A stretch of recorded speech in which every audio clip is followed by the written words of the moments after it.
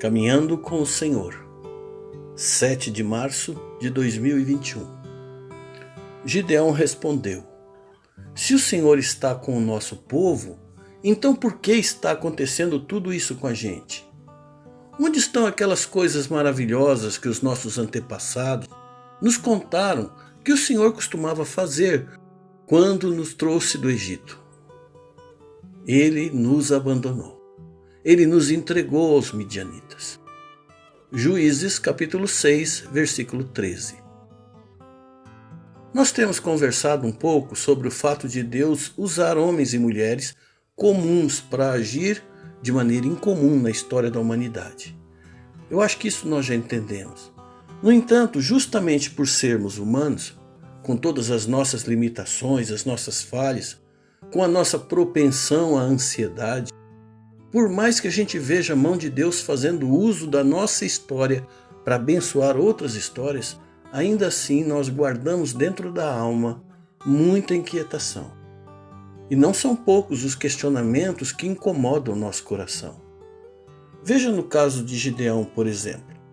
Deus o chamou para um trabalho, estando ele no seu ambiente de trabalho. Ele era um homem comum, ele era um homem cheio de limitações, de fraquezas e temores, e ainda assim, Deus o escolheu para libertar o povo de Israel da opressão dos midianitas. Então Gideão expôs a angústia dele, de uma forma muito clara. E ele não escondeu o que se passava no seu coração. Ele confiava em Deus? Sim, de verdade.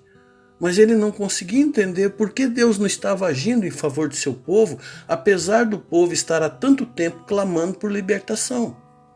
E nós, irmãos? Nós também não questionamos Deus às vezes? Nós também não perguntamos, mas se o Senhor está mesmo conosco, por que então nós estamos sofrendo dessa forma? Por que o Senhor está deixando que essas coisas aconteçam conosco e com as pessoas que nós amamos? Onde é que o Senhor está que não vê o que está acontecendo e não reage? Por que o Senhor não dá um basta nessa situação? Você já perguntou isso para Deus alguma vez? Eu confesso que eu já perguntei, inclusive questionando por que eu deveria estar à frente de alguma demanda se claramente eu não via que eu tinha capacidade para resolver aquilo. E o que eu aprendi desse meu questionamento é que Deus usa quem Ele quer, mesmo que sejam pessoas imperfeitas, no nosso critério de avaliação. Porque Ele não vê como a gente vê, Ele não vê como vê o homem. Nós julgamos pela aparência, mas Deus vê o coração. E ainda que dúvida tenhamos, ou temores, ou fraquezas, ainda assim, se Ele se agradar do seu coração, certamente Ele te chamará. Eu bem sei que tenho fé. E eu estou certo que você tem também.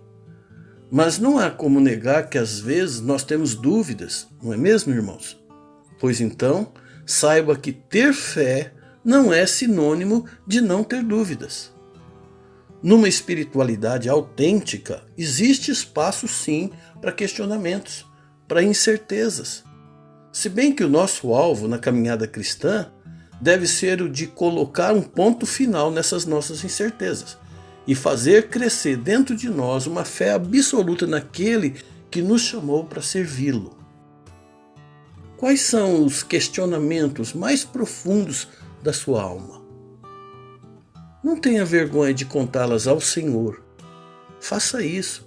Tire esse peso de dentro do seu coração. Eu quero orar com você. Senhor, eu bem sei que tens um propósito para a minha vida e para a vida de cada um dos meus irmãos e irmãs.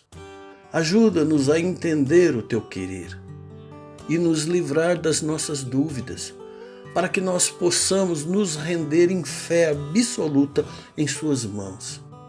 E assim venhamos cumprir o teu querer. É o que nós te pedimos, Senhor, em nome de Jesus.